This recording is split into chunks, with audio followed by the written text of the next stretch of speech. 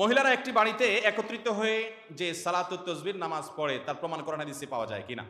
একত্রিত হয়ে মহিলারা কোনো জায়গায় সালাতুত তাসবিহ নামাজ পড়বে এরকম কোনো নির্দেশনা কোরআন হাদিসে কোথাও 5 ওয়াক্ত নামাজের জন্যই মহিলাদেরকে মসজিদে যেতে উৎসাহিত করা হয় নাই, বরং নবী সাল্লাল্লাহু আলাইহি ওয়াসাল্লাম বলেছেন ওয়াবুয়ুতুন্না খায়রুল লাহুন্না, মেয়েদের জন্য বাসায় নামাজ পড়াটা অধিকতর উত্তম। তবে হ্যাঁ, তারা বাইরে গেছে, বাজারে গেছে, ডাক্তারের কাছে গেছে, মার্কেটে গেছে, সেখানে গিয়ে তারা ডাক্তারের কাছে বা কাজে গিয়ে বা বাহিরে গিয়ে বেড়াতে গিয়ে সফরে থেকে নামাজের ওয়াক্ত হয়েছে। অবশ্যই বাজারের পাশে সব মসজিদে মেয়েদের সালাতের ব্যবস্থা থাকা দরকার, যাতে করে মেয়েদের ওয়াক্ত হলে সালাত পড়তে পারে। কিন্তু তাদেরকে সাধারণ অবস্থাতে বাসা বাড়িতে গিয়া মসজিদে গিয়ে সালাত আদায় করার জন্য নির্দেশ দেওয়া হয় নাই। নবী সাল্লাল্লাহু আলাইহি ওয়াসাল্লাম এক নারীকে বলেছেন, সেই নারী নবীজির পিছনে সালাত আদায় করতে চেয়েছেন, বলেছেন যে বুয়ুতুকা খায়রুল লাকি, তোমার ঘরে গিয়ে সালাত আদায় করলে তুমি আমার পিছনে নামাজ পড়ার চাইতে অধিক সওয়াব পাবে। তো এই জন্য মেয়েরা সালাতুত তাসবিহ ইত্যাদির জন্য একত্রিত হওয়া, জামাতবদ্ধভাবে নামাজ পড়া, এটা জায়েজ নাই, এটা বিদআত হবে, শরীয়তে এরকম করে নির্দেশ দেওয়া হয় নাই। এরপরে প্রশ্ন হলো, মেয়ে দেখেছি বিবাহ করার জন্য, তবে সে দিনদার না, সে বলেছে বিবাহের পরে দিনদার হয়ে যাবে, তাকে বিবাহ করা কি উচিত হবে? নবী করিম সাল্লাল্লাহু আলাইহি সাল্লাম বলেছেন, তুনকাহুল মারআতু লিআরবাইন, মেয়েদের 4টি বিষয় দেখে সাধারণত সমাজে মানুষ মেয়েদেরকে বিয়ে করে। তাদের সৌন্দর্য, রূপ, লাবণ্য দেখে মানুষ বিয়ে করে, তাদের বংশমর্যাদা দেখে, দাপট প্রভাব দেখে মানুষ বিয়ে করে, মেয়ের পয়সাপাতি আছে, বাবার টাকা পয়সা আছে, জমি জমা আছে, সেগুলো দেখে মানুষ বিয়ে করে। এক একজন এক একটা দেখে বিয়ে করে। কিন্তু তোমরা বিয়ে করবে সবসময় দিনদারি দেখে, কোন মেয়ে আল্লাহর সাথে কত বেশি কানেক্টেড, সে আল্লাহকে কতটা চেনে, সে কতটা হালাল হারাম মেনটেন করে, সে কোরআন হাদিসের কতটা অনুসরণ করে, এটা দেখে তোমরা সেরকম ভালো মুত্তাকি পরহেজগার মানুষ দেখে বিয়ে করবে। যদি এরকম কোনো মানুষ জীবন সঙ্গী হিসাবে পেয়ে যাও, তো তোমার জীবনটা জীবন্ত জান্নাত হয়ে যাবে। খায়রু মাতা'আদ দুনিয়া আল মারআতুস সালিহা, সৎ জীবন সঙ্গী সঙ্গিনী যদি কেউ পেয়ে যায়, তার জীবনটা যত উপভোগ্য হয়। আল্লাহর জমিনে অনেক সম্পদ, অঢেল সম্পত্তি, অনেক প্রভাব প্রতিপত্তি পাওয়া মানুষগুলো তাদের জীবন সঙ্গী সঙ্গিনী যদি দিনদার না হয়, আল্লাহ ভীরু না হয়, তারা কখনো সেরকম তৃপ্তি বা স্বাদ পেতে পারে। অতএব ইমানদার সবসময় দিনদারিতাকে দেখে বিয়ে শাদী করবে। নবী সাল্লাল্লাহু আলাইহি ওয়াসাল্লাম বলেছেন, ফাজফার বিজাতিদ দ্বীন, অতএব দিনদার জীবন সঙ্গী দেখে তুমি বিয়ে করবে, তাকে নির্বাচন করবে। বিধায় আপনি দিনদার মেয়ে দেখে বিয়ে করবেন, মেয়েরা দিনদার ছেলে দেখে বিয়ে করবেন। এখন মুশকিল হলো, বিয়ের সময় অনেক কথাই শোনা যায়।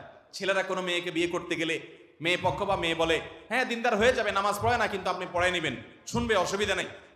পর্দা করে না কিন্তু আপনি বিয়ে করেন, বিয়ের পরে সে পর্দা করবে, কথা শুনবে। আপনার যদি মনে হয় যে হ্যাঁ তাকে আপনি কথা শোনাতে পারবেন, আপনি বিয়ে করতে পারেন। কিন্তু যদি কেউ রেডিমেড পায়, তাহলে সে আনরেডিমেড জিনিস কেন নিতে যাবে? ঠিক কিনা বলেন? অতএব যুবকরা, দিনদার না সে দিনদার হবে, সেটাতে কেন যাবেন যদি দিনদার আপনার হাতের নাগালে থাকে? আল্লাহ তাআলা আমাদেরকে দিনদার জীবন সঙ্গী সঙ্গিনী গ্রহণ করার তৌফিক দান করুন। যে আল্লাহকে ভয় করে, তার সাথে আপনার জীবন যাপন হবে উপভোগ্য। আর যার অন্তরে আল্লাহর ভয় নাই, তার সাথে আপনার জীবন যাপন কখনো উপভোগ্য হতে পারে। বিদায় আল্লাহ ভীরু জীবন সঙ্গী সঙ্গিনী আমরা তালাশ করবো ইনশাআল্লাহ। এরপর প্রশ্ন হলো, বিবাহের উপযুক্ত বয়স হয়েছে, তবে ভালো কর্ম না থাকায় বিবাহ করতে পারছি না, করণীয় কি? কারোর যদি বিয়ের বয়স হয় কিন্তু বিয়ে করার মতো আর্থিক সঙ্গতি না থাকে, তো নবী আলাইহিস সালাম তার জন্য নির্দেশ করেছেন, মান ইসতাতা মিনকুম ইয়া মা'আশারাশ শাবাব, তিনি বলেছেন, হে যুবকেরা, হে তরুণরা, মান ইসতাতা মিনকুমুল বাআতা ফালইয়াতাযাওয়াজ, তোমাদের মধ্যে যে ব্যক্তি বিয়ে করে স্ত্রীর ভরণ পোষণ দেওয়ার ক্ষমতা রাখে, বিয়ে করার সক্ষমতা যারা আছে, মোহর দেওয়ার সক্ষমতা যারা আছে, সেই জন্য বিয়ে করে দেরি যেন না করে। অমাল্লাম ইয়াস্তাতি, আর যার এই ক্ষমতা নাই, ফালাইহি বিসসাওম ফাইন্নাহু লাহু উইজা, সেই জন্য রোজা রাখে। রোজা বেশি বেশি নফল রোজা রাখলে তার চরিত্রকে সে হেফাজত করতে পারবে। এই জন্য একজন যুবক তরুণ, তার পয়সা কড়ি হয়নি, এখনো বিবাহ করার মতো সামর্থ্য হয়নি, কিন্তু বিয়ে করা প্রয়োজন। নিজের চরিত্রকে হেফাজতের জন্য তিনি রোজা রাখবেন, গুনাহ থেকে বাঁচার চেষ্টা করবেন, আর উপার্জন করার চেষ্টা করবেন। এখন কত হলো, বিয়ের জন্য কতটুকু ক্ষমতা দরকার? আমাদের সমাজে আজকাল লক্ষ লক্ষ টাকার মালিক না হলে মা বাপরা বিয়ে করায় না। মুরব্বীরা, মা চাচিরা ছেলেদেরকে বিয়ে দেয় না, বলে যে নিজের পায়ে দাঁড়াও। ছেলেরা কি নিজের পায়ে দাঁড়ানো না আরেকজনের পায়ে দাঁড়ানো? সব নিজের পায়ে দাঁড়ানো না? তাহলে আবার নিজের পায়ে দাঁড়ানো মানে কি? এর মানে হলো লাখ লাখ টাকা কামাও, কোটি কোটি টাকা কামাও। মনে রাখবেন, দাম্পত্য জীবনে টাকা কখনো সুখ দিতে পারে। যে সমস্ত 60-70 বছরের চাচারা, মুরব্বীরা, বাবারা স্টেজে আছেন বা প্যান্ডেলে আছেন, ওনারা ওনাদের স্ত্রীকে সারা বছরে একটা শাড়িও কিনে দিতে পারেন নাই অনেকে। আপনারা আজকাল তরুণরা ঘন ঘন স্ত্রীর জন্য যে বাদাম বুট কিনে নিয়ে যান, চাইনিজে নিয়ে নিয়ে খাওয়ান, শাড়ি, 3 পিস একটার পরে 2টা 4টা দেন, অনেক কিছু দেন, এরপরও আপনাদের দাম্পত্য জীবনের স্বামী স্ত্রীর মধ্যে এত ভালোবাসার বোঝাপড়া এত ভালো নাই, ওই চাচা মিয়াদের চাচিদের সাথে সম্পর্ক যত ভালো ছিল। আপনাদের ভালোবাসাগুলো বেশিরভাগই হলো তরুণদের আজকালকার ভালোবাসা, বৈবাহিক ভালোবাসার কথা আমি বলছি, বৈধ ভালোবাসা, এগুলো বেশিরভাগই হলো মেড ইন চায়নার মতো। আজকে বিয়ে হতে দেরি, কদিন পরে ভাঙতে। কিন্তু ওই আমাদের বাপ চাচা ময়মুরব্বী যারা ছিলেন, ওনাদের স্ত্রীকে অনেক কিছু দিতে পারে নাই, কিন্তু ভালোবাসাটা এত মজবুত যে মেড ইন জাপান ফেল।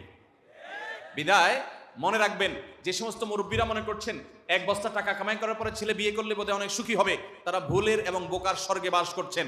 আপনার ছেলে যদি দিনদার হয়, একটা দিনদার মেয়ে যদি তার জন্য আপনি আনতে পারেন, ধার্মিক মেয়ে যদি আনতে পারেন, তাদের উপার্জন যদি অল্প স্বল্প হয়, এই ছেলেটা কোনো রকম স্ত্রীর মহরের টাকা পরিশোধ করার পর স্ত্রীকে ডাল ভাত খাওয়ানোর মতো কোনো ব্যবস্থা যদি সে করতে পারে, তাহলে তাকে বিয়ে দেওয়াটা মুরব্বীদের উপরে, বাপমার উপরে অবশ্য কর্তব্য হয়ে যায়। এই গুনাহ, এই কাজটা যদি আপনি না করেন, তাহলে আল্লাহর কাছে আপনি গুনাহগার হবেন। আল্লাহ বলেছেন, ওয়ানকিহুল আয়ামা মিনকুম ওয়াস-সালিহিনা মিন ইবাদিকুম ওয়া ইমাইকুম, তোমাদের অধীনস্থদেরকে তোমরা বিয়ে দাও। মুরব্বিদেরকে আল্লাহ নির্দেশ করছেন, ইয়াকুনু ফুকারা, তাদের যদি একটু টাকা পয়সার টানাটানিও থাকে, ইউগনিহিমুল্লাহু মিন ফাদলিহি, আল্লাহ তাআলা সে অভাব দূর করে দিবেন। তাহলে আল্লাহর ওয়াদার প্রতি বিশ্বাস নাই মুরব্বিদের? তাহলে আমাদের সমাজে আজ জেনা ব্যভিচার ব্যাপক আকার ধারণ করেছে। এমন তরুণ খুঁজে পাওয়া কঠিন, যেই তরুণের তারুণ্যে যৌনতা সংশ্লিষ্ট কোনো অপরাধ নেই, যে কোনো হারাম রিলেশন কোনো মেয়ের সাথে করে নাই, এরকম যুবক পাওয়া আজ কঠিন হয়ে গেছে, সংখ্যা একেবারে কম। অতএব এই ভয়াবহ ফিতনা থেকে আমাদের তরুণদেরকে যদি বাঁচাতে হয়, তাহলে অবিলম্বে উপযুক্ত হওয়ার পর দেরি না করে তাদেরকে বিয়ে দেওয়ার কোনো বিকল্প পথ খোলা। নবী সাল্লাল্লাহু আলাইহি ওয়াসাল্লাম বলেছেন, বিয়ে এটা আহসানুল লিল ফরাজ ওয়া আগাদ্দুল লিল বাসার, এটার কারণে মানুষ চোখের হেফাজত করতে পারে, চরিত্রের হেফাজত হয়, এটার জন্য সহায়ক হয় বিয়েটা। আল্লাহ তাআলা আমাদের তরুণদেরকে অল্প বয়সে অর্থাৎ উপযুক্ত হওয়ার পর দেরি না করে দ্রুততার সাথে বিয়ে করার তৌফিক দান করুন। আমাদের মুরব্বীদেরকে, তাদের মা বাবাদেরকে আল্লাহ তাআলা হেদায়েত দান করুন, তাদের দিলটাকে আল্লাহ তাআলা নরম করে দেন। আমাদের বাপ চাচারা, মুরব্বীরা যারা আছেন, আপনারা বেশিরভাগ বিয়ে করেছেন 18, 20, 21 বছর বয়সে, আরো অনেকে 14, 15, 16 বছরের বেশি বিয়ে করছেন, ঠিক না ঠিক? আপনাদের এত আগে বিয়ে না করলেও চলতো, কারণ আপনাদের আমলে এত ফিতনা দুনিয়াতে ছিল। এখন তরুণদের সামনে হাজারো ফিতনা, বিনোদনের নামে যৌনতা, বিলবোর্ডের নামে যৌনতা, খেলার নামে যৌনতা, শিক্ষার নামে যৌনতা, সর্বত্র যৌনতার এমন ছড়াছড়ি যে তরুণরা নিজেদেরকে নিয়ন্ত্রণ করতে পারছে। অতএব এই ফিতনা সংকুল সময়ে তাদেরকে আরো অনতি বিলম্বে দ্রুততার সাথে বিয়ে দেওয়া দরকার। নবী সাল্লাল্লাহু আলাইহি ওয়াসাল্লাম বলেছেন, তোমাদের ছেলে মেয়েরা যখন বিয়ের উপযুক্ত হয়ে যায়, আর দেরি না করে অবিলম্বে তাদেরকে বিয়ের ব্যবস্থা করো, না হলে এই জমিনে ফিতনা, ফাসাদ, ইফটিজিং, ধর্ষণ, জেনা, ব্যভিচার বাড়তে থাকবে। এটাকে পৃথিবীর কোনো কালচার, কোনো সভ্যতা নিয়ন্ত্রণ করতে পারবে। অতএব বিবাহের কোনো বিকল্প নাই মানুষের চরিত্রকে হেফাজত করবার জন্য। কিন্তু যুবক, মহর দেওয়ার ক্ষমতাও নেই, ছাত্র মানুষ, উপার্জনও করছেন না, রোজা রাখবেন এবং আপনি বাপ মার খেদমতের পাশাপাশি, পড়াশোনার পাশাপাশি কোনো একটা উপার্জনের পথ খুলবেন। আমাদের দেশে বেশিরভাগ যুবকরা বেকার, এর জন্য আড্ডা ফাড্ডা, দুনিয়ার সমস্ত আলতু ফালতু কাজের সাথে তারা জড়িয়ে পড়ে। ছাত্র জীবন থেকে সম্ভব হলে টিউশনি শুরু করে দিবেন, সম্ভব হলে কোনো একটা উপার্জনের পথ শুরু করবেন। আল্লাহ তাআলা ইনশাআল্লাহ বারাকা দান করবেন, চেষ্টা করবেন তো ইনশাআল্লাহ। এরপরে প্রশ্ন হলো, পীর সাহেবের মাদ্রাসায় দান করলে সে নাকি কবর থেকে দানকারীর জন্য দোয়া করে, এটা কতটুকু সত্য? পীর সাহেব কবর থেকে দোয়া করবে। পীর সাহেবের মাদ্রাসায় দান করলে যে পীর সাহেব কবর থেকে দোয়া করে আপনার উপকার করতে পারে, ওই পীর সাহেবের মাদ্রাসার আর্থিক অভাব দূর করার জন্য পীর সাহেব দোয়া করতে পারে না? পীর সাহেবের দোয়ার প্রতি আপনার যদি এত আস্থা হয়, মরার পরে ওনার নাকি দোয়া করার ক্ষমতা আছে, অথচ আমরা জানি নবী আলাইহিস সালাম বলেছেন, ইযা মাতাল ইনসান ইনকাতা আনহু আমালুহু ইল্লা আন সালাসা, মানুষ যখন মারা যায় তার সমস্ত আমলের দুয়ার বন্ধ হয়ে যায়, কিচ্ছু সে করতে পারে না, শুধু 3টা খোলা থাকে। যদি দুনিয়াতে সাদকা জারিয়া করে যায়, এর সওয়াব তার আমলনামায় যায়। নেক্সট সন্তান রেখে যায়, সে দোয়া করলে এটা তার উপকারে আসে। আর যদি কোনো উপকারী এলেম মানুষকে শিক্ষা দিয়ে যায়, রেখে যায়, তাহলে এটার সওয়াব সে পেতে থাকে। এছাড়া আর কোনো কিছু করার, কোনো আমল করার সুযোগ থাকে না। তাহলে এই হাদিস থেকে বোঝা যাচ্ছে, মরার পরে কোনো মানুষ, সে পীর সাহেব হোক আর যেই সাহেবই হোক, তার কবর থেকে আমাদের জন্য দোয়া করার কোনো ক্ষমতা, এই ক্ষমতা নাই দেখেই ইসলাম আমাদেরকে কবর জিয়ারত করতে বলেছে। আপনি কবরের পাশে গিয়ে দোয়া করেন, আসসালামু আলাইকুম বা সালামুন আলাইকুম দারা কওমিন মুমিনিন, হে কবরবাসী ইমানদার, আপনাদের প্রতি আল্লাহর শান্তি বর্ষিত হোক। আপনি কবরে যে জিয়ারত করে তার জন্য দোয়া করেন। সে যদি নিজে দোয়া করতে পারতো, তাহলে সবাই মুসল্লিরা বা সাধারণ মানুষেরা কবরবাসীকে দোয়া করার জন্য কবর জিয়ারত করতে গিয়ে তাদের জন্য শান্তির দোয়া করার দরকার হতো না। এখান থেকে বোঝা যায় এবং হাদিস থেকে বোঝা যায়, মারা যাওয়ার পরে তার আর দোয়া করার ক্ষমতা থাকে যদি আপনার পিসাবের দোয়া করার এত পাওয়ারই থাকে, তাহলে সেক্ষেত্রে তার মাদ্রাসার অভাব অনটন দূর করার জন্য এই জাল হাদিস বানাইয়া মিথ্যা কথা বলে আপনার থেকে দান নেওয়ার দরকার কি? তার মাদ্রাসার অভাব দূর করার জন্য আপনার জন্য দোয়া করবে, তারপর আপনি মাদ্রাসায় দান করবেন। এসব না করে ডাইরেক্ট সে আল্লাহর কাছে দোয়া করলেই তো হয়, আল্লাহ আমার মাদ্রাসার অভাব দূর করে দেন, তাহলে তার আপনার দান করাও লাগে না। তাহলে বোঝা গেল এটা ভণ্ডামি, এটা মিথ্যা কথা, এটা প্রতারণা। আমাদের দেশে অনেক মানুষ এই ধরনের প্রতারণার মধ্যে পড়ে আছে। তারা মনে করে পিসাব তাদেরকে পার করে দিবে, তারা শুধুমাত্র পিসাবকে দান সাদেকা করবে, হাদিয়া তোফা দিবে, আর পিসাব তাকে পার করে দিবে।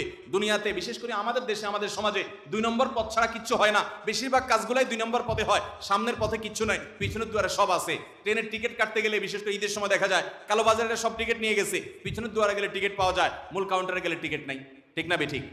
তো সবকিছু পিছনের দুয়ারে গেলে হয়, দালাল ধরলে হয়, মামু খালু ধরলে হয়, ডাইরেক্ট গেলে হয় না। এই জন্য মানুষ মনে করে আল্লাহর কাছেও বোধহয় ডাইরেক্ট আমল করে যাওয়া যাবে না, পিসাবদেরকে হাদিয়া তোফা দিলে তারা বোধহয় দালালি করে আল্লাহর কাছে পার করে দিবে। এটা কখনো সঠিক হতে পারে? আল্লাহর সাথে বান্দার সরাসরি কানেকশন হবে। বিধায় কোন পিসাব যদি বলে আপনাকে পার করে দিবে, তরায় দিবে, তাহলে সেক্ষেত্রে সেটা মিথ্যা কথা। কিয়ামতের ময়দানে ওই পিসাব নিজের জান নিয়ে দৌড়ের উপরে থাকবে। ঠিক না বেঠিক? কিয়ামতের ময়দানে আল্লাহ তাআলা সুপারিশের যাদের অনুমতি দিবেন তারা সুপারিশ করবেন, এবং আল্লাহর হাবিব সাল্লাল্লাহু আলাইহি ওয়াসাল্লাম সুপারিশ করবেন। অন্যান্য নবী রাসূলরা পর্যন্ত তাদের কাছে মানুষ যে বলবে আল্লাহর কাছে সুপারিশের জন্য, তারা মুহাম্মদ সাল্লাল্লাহু আলাইহি ওয়াসাল্লামকে দেখাই দিবেন, উনি একমাত্র আল্লাহর অনুমতি সাপেক্ষে সুপারিশ করবেন। শাফাআতে উজমা, শাফাআতে কুবরা, এটা একমাত্র আল্লাহ তাআলা তাকে করার সুযোগ দান করবেন। সেখানে আপনার পিসাব আপনাকে কিভাবে তরাইবে? আল্লাহ তাআলা এই সমস্ত শিরকপূর্ণ বিশ্বাস থেকে আমাদের ঈমানকে বেঁচে থাকার তৌফিক দান করুন। এরপরে প্রশ্ন হলো, বিবাহের দাওয়াতের অনুষ্ঠানে উপহার নেওয়া দেওয়ার যে কালচার আছে, এটা বন্ধ করার উপায় কি? ভাইরা আমার, বিয়ের অনুষ্ঠান, আকিকার অনুষ্ঠান, এই জাতীয় অনুষ্ঠানগুলোতে আমাদের দেশের সংস্কৃতি হলো দাওয়াত খেতে আসলে কিছু হাদিয়া উপহার নিয়ে আসা লাগে। আছে না নাই? আপনাদের এলাকায় আছে? আচ্ছা, দাওয়াত দেওয়ার মানে হলো ভাই আমার ছেলের বিয়ে বা নিজের বিয়ে কিংবা আমার ছেলের আকিকা, এই উপলক্ষে আপনাকে আমি দাওয়াত দিয়েছি, আপনি এসে খেয়ে যাবেন। কিন্তু আমাদের সমাজে এই দাওয়াতের পেছনে নেপথ্যে উপহার দেয়া নেওয়ার একটা কালচার আছে। এই জন্য অন্য কোনো দাওয়াত পাইলে মানুষ, বিশেষ করে মধ্যবিত্ত, নিম্ন মধ্যবিত্ত বা গরিব মানুষ হলে খুশি হয়, কিন্তু বিয়ের দাওয়াত, অলিমার দাওয়াত, আকিকার দাওয়াত এগুলো পেলে মানুষের মনটা খারাপ হয়। গরিব মানুষের মনটা বেশিরভাগ ক্ষেত্রে খারাপ হয়, কারণ এই দাওয়াত পাওয়া মানে হলো খাবো 1000 টাকার খানা, দিয়ে আসতে হবে 2000 টাকা। ঠিক না ভাই? ঠিক। এবং বিশেষ করে বিয়ের শাদীতে তো এমন ন্যাক্কারজনক একটা সংস্কৃতি আমাদের দেশে প্রচলিত আছে যে বিয়ের অনুষ্ঠানে প্রবেশ পথে টেবিল চেয়ার নিয়ে, খাতা কলম নিয়ে রীতিমতো চাঁদাবাজের মতো বসে উপহার নেওয়ার জন্য। আরে ভাই, আপনার এই বিয়ের অনুষ্ঠানের চাইতে হোটেল রেস্টুরেন্ট তো আরো ভালো, কারণ অনেক রেস্টুরেন্টে খাওয়ার পরে বের হওয়ার সময় বিল নেয়, আর আপনার এখানে ঢোকার আগে দিয়ে তারপর ঢোকা লাগে। যারা ডাকাত রাস্তাঘাটে দাঁড়ায় ডাকাতি করে, তারা অস্ত্র ধরে, অস্ত্র ঠেকিয়ে ডাকাতি করে, আর আপনি অস্ত্র নিয়ে ডাকাতি করছেন না, খাতা কলম নিয়ে টেবিল নিয়ে বসছেন এবং মুস্কি হাসি দিয়ে বলছেন কি উপহার আনছেন, নাম কি, এরপরে লেখেন। বেচারা খাবে 1000 টাকা, উপহার দেওয়া লাগে 2000-5000 টাকার। আছে না নাই? এই কালচারটা অত্যন্ত ভয়াবহ কালচার।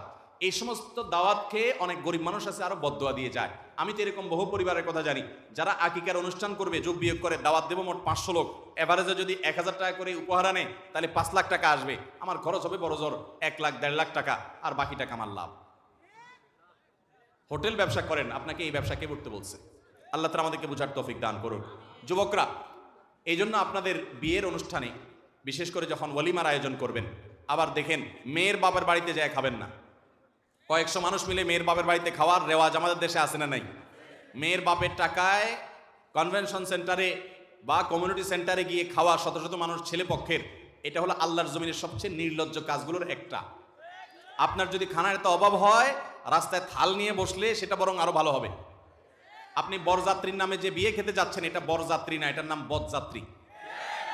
একজন বাপ তার মেয়েকে বিয়ে করিয়ে বড় করেছে, তার মেয়েকে বিদায় দেওয়ার সময় সে আবার শত শত মানুষ কেন খাওয়াইতে হবে? আপনি বিয়ে করছেন, খুশির চোটে আপনি খাওয়াবেন, যে একটা আস্ত মেয়ে বাড়িতে তুলে আনতেছেন, এই খুশির চোটে সবাইকে খাওয়াবেন। বিয়ে উপলক্ষে একটাই খাওয়া শরীয়তে আছে, সেটা ছেলে পক্ষ ছেলে নিজে খাওয়াবে, এটার নাম ওয়ালিমা। মেয়ের বাড়িতে বা মেয়ের বাপের কাছ থেকে খানা আদায় করা 200-500, আমাদের দেশে তো বার্গেনিং হয় রীতিমতো, যে আমাদের 300 লোক যাবে, তারা বলে না 200 লোক আসেন না, আচ্ছা মাঝামাঝি থাকেন তাহলে 250 লোক। আরে ভাই, এরকম নিকৃষ্ট খানার অভাবে, এরকম খানা কাতুরে, এরকম ভিক্ষুকের মতো খানা চাওয়ার মতো এই নির্লজ্জতা থেকে আল্লাহ তাআলা আমাদেরকে বেঁচে থাকার তৌফিক দান করুন। যুবকরা বিয়ে যখন করবেন, জীবনে তো বারবার বিয়ে হবে না, অতএব বিয়ে উপলক্ষে সাবধান থাকেন যে আমার বিয়েতে কোনো বরযাত্রী যাবে, আমার সামর্থ্য থাকলে আমি অলিমে খাওয়াবো, আর না হলে নাই।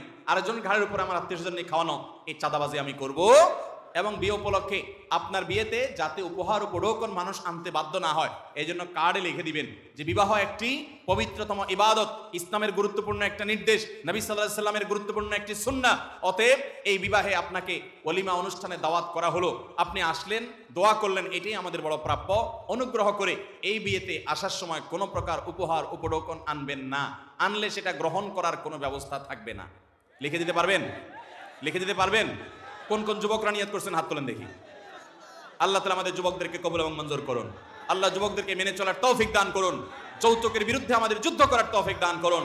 আমরা যৌতুক মুক্ত বিবাহ করব তো ইনশাআল্লাহ। মেয়ের বাপের বাড়ি থেকে চাঁদাবাজি করা বন্ধ করব তো ইনশাআল্লাহ। মেয়ের বাবার বাড়ি থেকে বদযাত্রী খাওয়া বন্ধ করব তো ইনশাআল্লাহ। আল্লাহ আমাদের তৌফিক দান করুন।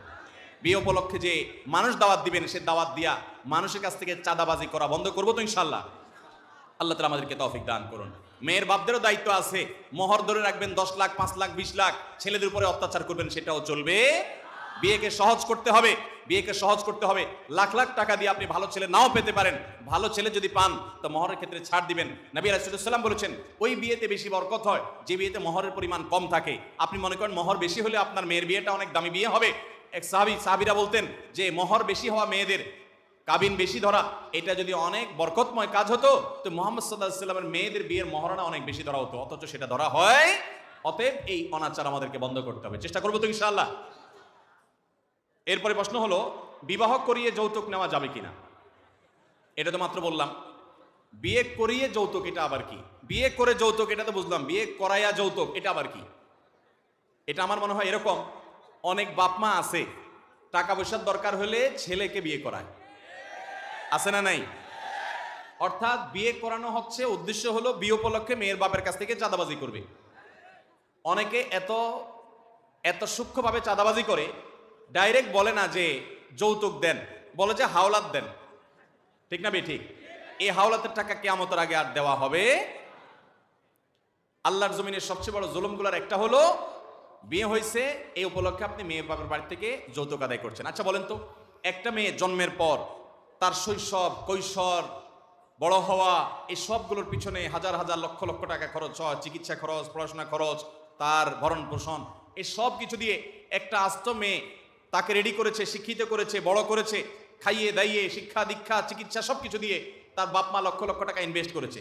এরপরে আপনি যে বিয়ে করে আস্ত মেয়েটা আপনার বাড়িতে তুলে নিয়ে যাচ্ছেন, তার সারা জীবনে সে যা অর্জন করেছে বাপের বাড়িতে থেকে, এটার সার্ভিস সব দিবে আপনার বাড়িতে গিয়ে, কাজ করবে আপনার বাড়িতে, খেদমত করবে আপনার বাড়িতে, ছেলে মেয়ে আপনারগুলাকে মানুষ করবে, রান্না বাড়া যা শিখেছে সেটা দিয়ে আপনার বাড়িতে গিয়ে কাজ করবে, সে যা শিক্ষা অর্জন করেছে সেটা দিয়ে আপনার বাড়িকে আলোকিত করবে। বাপের বাড়ি থেকে যতটুকু উপার্জন করেছে, যা কামাই করেছে ভালো কিছু, তার লাভটা আপনি ভোগ করবেন। এরপরে আবার ওই মেয়ের বাপের কাছ থেকে যদি আপনি কিছু দাবি করেন, তাহলে এর চাইতে বড় জুলুম আল্লাহর জমিন আর কিছু হতে পারে? যৌতুক নেওয়া হারাম, এবং এই হারাম কাজ অনেক যুবকরা আছেন, অনেক মুরব্বীরা আছেন, এটা তারা খুব ঠান্ডা মাথায় করেন। অনেক মুরব্বীরা ছেলেকে বিয়ে করান, ছেলেকে বিদেশ পাঠাবেন, একটা ভিসা পাইছেন, ভিসা কেনার টাকা নাই, টিকেটের টাকা নাই, তাহলে এই উপলক্ষে বিয়ে করে ফেলায়, এবার শ্বশুরবাড়ি থেকে আনায়া তারপর ভিসার টাকা পরিশোধ করে, আছে না নাই? এই চাঁদাবাজি থেকে আল্লাহ তাআলা আমাদেরকে বেঁচে থাকার তৌফিক দান করুন। তাহলে যৌতুক মুক্ত বিয়ে করবো তো ইনশাআল্লাহ। যে কুফরি কালাম করবে সে কতটুকু গুনাহের অধিকারী হবে, আর যাকে করা হলো ব্যক্তিটি যদি মারা যায়, তাহলে যে কুফরি কালাম করলো সে কি আল্লাহর কাছে ক্ষমা পাবে? কুফরি কালাম করা, ব্ল্যাক ম্যাজিক বা জাদু করা, খনকার বা কবিরাজের কাছে গিয়ে কোনো মানুষকে ক্ষতি করার জন্য জাদু টোনা করা, এটি আমাদের সমাজে আজ ব্যাপক আকার ধারণ করেছে। এই রোগ আজ ঘরে ঘরে। অনেক মানুষ আছে তাদের ইসলাম সম্পর্কে সঠিক ধারণা না থাকার কারণে নিজেরই পরিবারের কোনো সদস্য, হয়তো এক ভাই আরেক ভাইয়ের জন্য, একজন যা অন্য যার জন্য, অথবা ভাই বোনের জন্য, এমনকি সন্তান মায়ের জন্য, মা সন্তানের জন্য পর্যন্ত অনেক কবিরাজের কাছে যায় তাবিজ নেয়ার জন্য। এই তাবিজ এবং এই জাদু বান্টনার জন্য যে যায়, সেখানে কখনো কখনো যায় আপোষের জন্য, যে আমার প্রতি যেন টান সৃষ্টি হয়, শাশুড়ি ছেলে যেন স্ত্রীর প্রতি আকর্ষণ না থাকে, মায়ের দিকে যেন ঝুঁকে থাকে, সেজন্য মা অনেক সময় তাবিজ আনতে যায়। অনেক সময় স্ত্রী যায় কবিরাজের কাছে যে একটা তাবিজ দিয়ে দেন, যাতে করে আমার স্বামী তার মার কথা না শুনে আমার কথা শুনে। এরকম আপোষের জন্য তাবিজ নেওয়ার প্রচলন আমাদের সমাজে আছে না নাই? আছে না নাই? মোহতারাম হাজরিন, এ বিষয়টি জঘন্য অপরাধ। জাদুকরের কাছে যদি কেউ যায় তাহলে এই ব্যক্তির আমল বরবাদ হবে এবং এই অপরাধটি মানুষের আমলকে নষ্ট করে দেয়। নবী সাল্লাল্লাহু আলাইহি ওয়াসাল্লাম বলেছেন, লাইসা মিন্না মান তাকাহানা আও তুকুহিনা লাহ। যে ব্যক্তি গণকের কাছে যায় অথবা যে মানুষের জন্য ভবিষ্যৎ বলে দেয় গণকের গণনার মাধ্যমে, এই উভয় ব্যক্তির উপরে, অমান সাহারা ও সুহাইরালাহ, অথবা যে ব্যক্তি কারোর কাছে যায়, কবিরাজের কাছে যায় জাদু টোনার জন্য, তাবিজ ব্ল্যাক ম্যাজিক করার জন্য, এ জাতীয় কুফরি কালাম করার জন্য, এবং যে এটা করে দেয়, এদের উভয় সম্পর্কে নবী সাল্লাল্লাহু আলাইহি ওয়াসাল্লাম বলেছেন, লাইসা মিন্না, তারা আমার উম্মত হতে পারে। অতএব ভাইরা আমার, এই জাদু টোনা করা গুনাহের কথা আমরা অনেকে জানি না। অনেক লোক অসুস্থ হয়ে মারা যায় শুধুমাত্র ব্ল্যাক ম্যাজিকের কারণে। বিভিন্ন ডাক্তারের ট্রিটমেন্ট করতে করতে তার কোনো রোগ ধরা পড়ে না, অনেক সময় নামকাস্তে কিছু রোগ ধরাও পড়ে কিন্তু কোনো ট্রিটমেন্ট হয় না। সে দেখতে দেখতে আস্তে আস্তে আস্তে হারিয়ে যায়, শেষ হয়ে যায়, মৃত্যুর মুখে পতিত হয়ে যায়। এগুলোর অন্যতম প্রধান কারণ হলো ব্ল্যাক ম্যাজিক। ব্ল্যাক ম্যাজিককে একসময় মানুষ কুসংস্কার মনে করত। কোরআন ব্ল্যাক ম্যাজিকের অস্তিত্বের কথা উল্লেখ করেছে। এটিকে আজ পৃথিবীর মানুষ অস্বীকার করার কোনো সুযোগ পাবে না, কারণ আজ আধুনিক পৃথিবীতেও ব্ল্যাক ম্যাজিকের প্রচলন বহু পরিমাণে হয়। এই যে কদিন আগে বিশ্বকাপ ফুটবল শেষ হলো, সেখানে প্রভাবশালী খেলোয়াড়দের অনেককে প্রতিপক্ষের লোকেরা বা বাজিকরেরা তারা অনেক সময় ব্ল্যাক ম্যাজিক করতো। বিভিন্ন মেইন স্ট্রিম মিডিয়াতে, আন্তর্জাতিক গণমাধ্যমগুলোতে উঠে এসেছে। আমি নিজেও এরকম অনেকগুলো প্রতিবেদন পড়েছি। তাহলে বোঝা গেল ব্ল্যাক ম্যাজিকের অস্তিত্ব পৃথিবীতে আছে। মানুষের ক্ষতি করার জন্য ব্ল্যাক ম্যাজিকের ব্যবহার বেশিরভাগ ক্ষেত্রে হয়ে থাকে। অতএব নিজের ছেলেকে, নিজের স্বামীকে, নিজের ভাইকে, বোনকে, পরিচিত অপরিচিত মানুষকে অনেক সময় শত্রুতা থাকলে তার বিরুদ্ধে ক্ষতি করার জন্য কবিরাজের কাছে যায়। কবিরাজরা বিভিন্ন রকম কুফরি কালাম করে ব্ল্যাক ম্যাজিক করে থাকে, মানুষকে শারীরিকভাবে, আর্থিকভাবে ধ্বংস করে থাকে। কোনো মেয়ের জন্য বিয়ে না হয়, ব্ল্যাক ম্যাজিক করা হয়, বিয়ে হয় না, একের পর এক আসে কিন্তু বিয়ে কোথাও হয় না। ঠিক একইভাবে কোনো মানুষকে ব্ল্যাক ম্যাজিক করার পর তিনি অসুস্থ হয়ে পড়েন, আস্তে আস্তে শুকিয়ে যান, কোনো রোগ ধরা পড়ে না, রোগ ধরা পড়লেও ট্রিটমেন্ট হয় না, লোকটা আস্তে আস্তে মৃত্যুর কোলে ঢলে পড়েন। এরকম ব্ল্যাক ম্যাজিক আমাদের সমাজে আজ অহরহ হচ্ছে। আপনি ফেসবুকে গেলে দেখবেন তান্ত্রিক অমুক কামরূপ কামাখ্যা থেকে প্রশিক্ষণ প্রাপ্ত, দেখছেন না? দেখেন নেই? এগুলো সবগুলো ব্ল্যাক ম্যাজিশিয়ান। ইসলামী দণ্ডবিধিতে, ইসলামী রাষ্ট্র যদি থাকে, ইসলামী বিচার ব্যবস্থা যদি থাকে, ইসলামী দণ্ডবিধিতে এই ধরনের অপরাধীদের শাস্তি হলো সর্বোচ্চ মৃত্যুদণ্ড। কারণ এরা গোটা সমাজকে ধ্বংসের দ্বারপ্রান্তে নিয়ে যায়, সমাজকে অস্থিতিশীল করে, সমাজে অশান্তি সৃষ্টি করে। এজন্য ভালো করে শুনে রাখেন, এই ধরনের কবিরাজের কাছে যারা যাবেন, এই ধরনের জাদুকরের কাছে যারা যাবেন, যারা কুফরি কালাম করে, আপনি তাবিজ করতে গেলেন অন্যকে আপোষ করার জন্য, ক্ষতি করার জন্য, এর কারণে আপনার কবিরা গুনাহ হবে। কোনো কোনো ক্ষেত্রে আপনি বেঈমান পর্যন্ত হয়ে যেতে পারেন। এবং আপনার তাবিজ করার কারণে, আপনার ব্ল্যাক ম্যাজিকের কারণে কোনো মানুষকে ক্ষতি করতে গেলেন, জাদুটোনা করতে গেলেন, বানটোনা করতে গেলেন, এই ব্যক্তি যদি ক্ষতিগ্রস্ত হয়, মারা যায়, তাহলে আপনি খুনি হিসাবে কিয়ামতের ময়দানে উঠতে হবে। অতএব এই ধরনের অন্যায় থেকে, গুনাহ থেকে আমরা বেঁচে থাকবো তো ইনশাআল্লাহ। কোরআন থেকে আমরা শিফা গ্রহণ করতে পারি। আল্লাহ কোরআনে বলেছেন, ওয়ানুনাজ্জিলু মিনাল কোরআনি মা হুয়া শিফাউন ওয়া রাহমাতুল লিল মুমিনিন। এই কোরআন যে নাজিল হয়েছে, এটা ঈমানদারদের জন্য শিফা। এই শিফাটা গ্রহণ করার জন্য আপনি নিজে কোরআন তেলাওয়াত করে ঝাড়ফুঁক করতে পারেন। যে কোনো অসুখ আপনার হয়, যে কোনো মুসিবত আপনার হয়, এমনকি ব্ল্যাক ম্যাজিক আপনি আক্রান্ত, সূরা ফাতিহা পড়েন, নিজেকে নিজে ফু দেন, পানিতে তেলে পড়ে ফু দিয়ে সেটা আপনি শরীরে প্রয়োগ করেন, পান করেন, ব্যবহার করেন, ইনশাআল্লাহ বিইذনিল্লাহ যেই কোনো দুরারোগ্য ব্যাধি থেকে আল্লাহ তাআলা আপনাকে আপন অনুগ্রহে শিফা দান করবেন। এরপরে সূরা ইখলাস, সূরা ফালাক, সূরা নাস তিনবার পড়ে কোনো পানিতে, খাবারে আপনি তেলে ফু দেন, সেটা প্রয়োগ করেন যথাযথ নিয়ম অনুযায়ী, অথবা নিজের প্রতি নিজে পড়ে ফু দেন, আল্লাহ রাব্বুল আলামিন আপনাকে শিফা দান করবেন। কোরআন থেকে শিফা গ্রহণ করা এটা জায়েজ আছে, নবী সাল্লাল্লাহু আলাইহি ওয়াসাল্লাম করেছেন, সাহাবায়ে কেরামও করেছেন। কিন্তু কুফরি কালাম করা, বানটোনা করা, এগুলোর জন্য কোনো অবস্থাতে ইসলাম শরীয়তের কোনো অনুমোদন নাই। আপনি নিজে শিফা লাভের জন্য কোরআন তেলাওয়াত করতে পারেন, আরেকজন লোককে ট্রিটমেন্ট করার জন্য আপনি কোনো ঝাড়ফুঁককারীর কাছে যেতে পারেন, যিনি কোরআন তেলাওয়াত করে আপনাকে ফু দিবে, ট্রিটমেন্ট করবে, সেটা জায়েজ আছে। কিন্তু কোনো আপনি এরকম তাবিজ ব্যবসায়ীর কাছে যাবেন, যে তাবিজ ব্যবসায়ী আপনাকে এরকম আপোষের তাবিজ দিবে, আপনার আরেকজনের ক্ষতির তাবিজ দিবে, শত্রুতা উদ্ধারের তাবিজ দিবে। অনেক যুবক আছে যে অবৈধ সম্পর্ক, হারাম সম্পর্ক করে মেয়েদের সাথে, সেই সম্পর্কে যাতে সেই মানুষটাকে যেন পায়, তার সাথে যেন বিয়ে হয়, সেটা যেন সফল হয়, এর জন্য অনেক তাবিজওয়ালার কাছে যায়। যে তাবিজওয়ালা একটা হারাম কাজ সহজ হওয়ার জন্য বা হারাম কাজে সহযোগিতার জন্য যে তাবিজওয়ালা উদ্যোগ নেয়, এই তাবিজওয়ালার তাবিজ ব্যবসায়ী হতে পারে, সে কখনো ভালো মুসলমান তো দূরের কথা মুসলমানই হতে পারে না। বিধায় বিশেষ করে এই আত্মীয় স্বজনের মধ্যে, নিজেদের মধ্যে একে অন্যকে ক্ষতি করার জন্য যে জাদুটোনা করেন, বানটোনা করেন, কবিরাজের কাছে যান, এই যাওয়াটা হারাম। আপনার যাওয়ার কারণে ওই লোক যদি ক্ষতিগ্রস্ত হয়, অসুস্থ হয়, মারা যায়, তো আপনি খুন করার, মানুষ হত্যা করার অপরাধী হয়ে কিয়ামতের ময়দানে উঠবেন। আল্লাহ তাআলা আমাদেরকে পাপ থেকে বেঁচে থাকার তৌফিক দান করুন। অনেক মা নিজের সন্তানকে তাবিজ করেন, অনেক সন্তান নিজের ভাইকে বোনকে তাবিজ করেন, অনেক স্ত্রী তার স্বামীকে করেন, অনেক স্বামী তার স্ত্রীকে করেন, হয়তো ভালোর জন্য করেন কিন্তু হয়ে যায় ক্ষতি। এই কোরআন থেকে শুধু রোগ থেকে শেফা লাভের জন্য আপনারা এই আয়াতগুলো পড়বেন এবং ফু দিবেন। এছাড়া এই জাতীয় কোনো ধান্দায় আল্লাহর কালামকে অন্যায়ভাবে বা ভুলভাবে এটাকে কুফরি কালাম যারা করে তারা উপস্থাপন করে অনেক সময়, এটার ব্যবহার তো করা যাবেই না। আর বিভিন্ন রকমের কুফরি কালাম মন্ত্র তন্ত্র পাঠ করে কোনো কিছু করা যাবে, এগুলোর প্রভাব আছে। এটাই তো ফিতনা দুনিয়াতে, যে শয়তানিতে অনেক প্রভাব আছে, কিন্তু আপনাকে বেঁচে থাকতে হবে। আল্লাহ তাআলা আমাদেরকে তৌফিক দান করুন।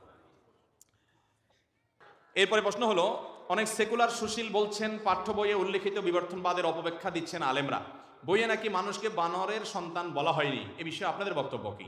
দেখুন, বিচ্ছিন্নভাবে কোনো আলেম বিবর্তনবাদের বা কোনো হুজুর বিবর্তনবাদের সঠিক ব্যাখ্যা উপস্থাপন করতে ব্যর্থ হতেও পারেন, কিন্তু আমি পাঠ্য বই নিয়ে সমালোচনামূলক যে ভিডিও আমাদের প্রকাশ হয়েছে সেখানে প্রতিটা পৃষ্ঠা থেকে কোট আনকোট করে একবারে হুবহু বইয়ে যা লেখা আছে সেটা পড়ে পড়ে আমি শুনিয়েছি। সেখানে পরিষ্কারভাবে বলা আছে বানর, শিম্পাঞ্জি ইত্যাদি এরা যে প্রাইমেট থেকে তৈরি হয়েছে, মানুষ একই প্রাইমেট থেকে তৈরি হয়েছে। তার মানে বানর থেকে সরাসরি হয় নাই, বাট বানরের খালাতো ভাই বলা যায়। একই প্রাইমেট, একই প্রজাতি বলা যায়। ওখান থেকে মানুষ আস্তে আস্তে পরিবর্তন হতে হতে এই পর্যন্ত এসেছে। এবং বইয়ে যে তিনটা বা চারটা যে ছবি দেওয়া আছে, এই ছবিগুলোর প্রতি আপনি ভালো করে লক্ষ্য করলে দেখবেন যে এই ছবিগুলোতে প্রথমে দেখা যাচ্ছে একটা বানর, এরপরে বানরের মধ্যে একটু পরিবর্তন, এরপর আরেকটু পরিবর্তন, এরপর লেজ নাই, এরপর আস্তে আস্তে সে মানুষ হয়ে গেছে। এই ছবি দিয়ে তাহলে কি বোঝানো হয়েছে?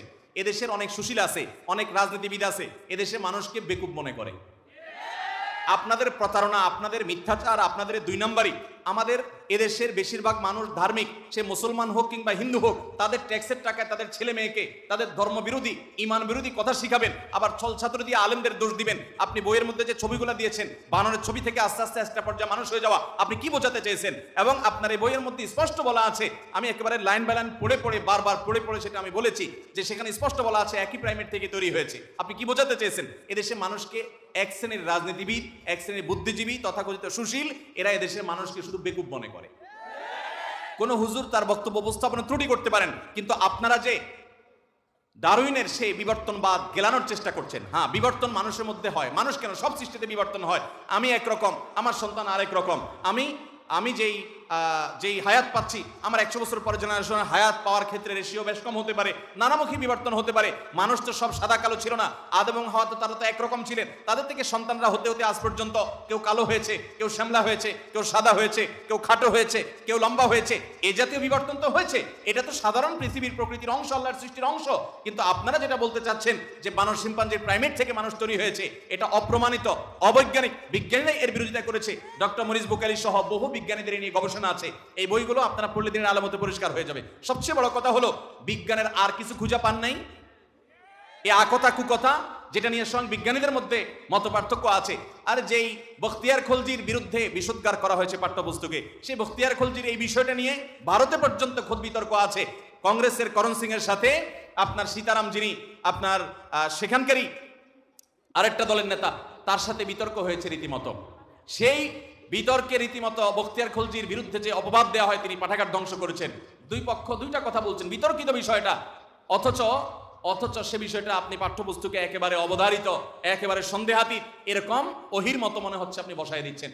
উদ্দেশ্যমূলকভাবে পর্দাকে সেখানে 5টা গল্প এনে খুব নোংরাভাবে পর্দার বিরোধ বিধানকে তাচ্ছিল্য করা হয়েছে। একটা সন্তান বোরকা পরাটাকে খারাপ এটা শিখবে বইয়ের গল্প পড়ে, অথচ তার টিচার হয়তো পর্দা করেন, তার মা হয়তো পর্দা করেন। তাহলে এর কারণে আমাদের সমাজে অস্থিতিশীলতা হবে কি হবে না? অস্থিতিশীলতা হবে কি হবে না? এই সন্তানরা বেয়াদব হবে কি হবে না? এমনিতে আমাদের এই প্রজন্ম ম্যানারলেস, এই প্রজন্ম আস্তে আস্তে তাদের নীতি নৈতিকতা, আদর্শ, মোরালিটি হারিয়ে ফেলছে। এরপরে তাদেরকে বই পুস্তকে শিক্ষার নামে এই সমস্ত বীজ ঢুকিয়ে দিয়ে তাদেরকে ধর্মহীন করার যদি চক্রান্ত করে, তো আমি তো আমার ছেলেকে এই বই পড়াবো না। আমি তো আমার এই ছেলেকে কোনোদিন আমার ইমানের দাবির কারণে এই বই পড়াতে পারবো। অতএব সরকারের সর্বোচ্চ মহল বুদ্ধিমানের পরিচয় দিবেন আমরা আশা করি। সব জিনিস নিয়ে খেলা করা যায় না, সব জিনিস নিয়ে হেয়ালিপনা চলে না। কিছু মানুষ অস্থিতিশীল পরিস্থিতি সৃষ্টি করার জন্য, দেশের পরিস্থিতি ঘোলাটে করার জন্য, কোনো দুর্বসিন্ধির জন্য তারা এরকম কাজ করেছে বলে আমাদের বিশ্বাস। বিধায় যথাযথ কর্তৃপক্ষ এইবারে শক্ত হস্তে তারা পদক্ষেপ গ্রহণ করবেন। এবং আমরা আরো বলছি যে এই যে বিবর্তনবাদের নামে নানান কথা বলা হচ্ছে। গতকালকে একজন মিনিস্টারের একটা টকশো আমি শুনেছিলাম, কোন একটা টেলিভিশন চ্যানেলের টকশো। সেখানে দেখলাম তিনিও একই কথা বলছেন যে না, বিবর্তন তো হয়েছে। আরে ভাই, ওই বিবর্তন তো আপনি বইয়ের মধ্যে লেখেন, কেউ আপত্তি করবে না। আপনি ছবি দিয়ে কি বিবর্তন বুঝিয়েছেন, এবং আপনার এখানে এই পশু প্রাইমেট থেকে মানুষ তৈরি হয়েছে, এটা আপনি চূড়ান্ত কোনো কথা, বিজ্ঞানের তো ধারণা প্রসূত কথা। আপনি যদি একটা মত হিসেবে উল্লেখ করতে হয়, এর বিপরীতে তো আরো মত আছে, সেগুলো উল্লেখ কেন করছেন না? আমাদের সন্তানদেরকে কেন কোরআনের বিরুদ্ধে মুখোমুখি দাঁড় করাচ্ছেন?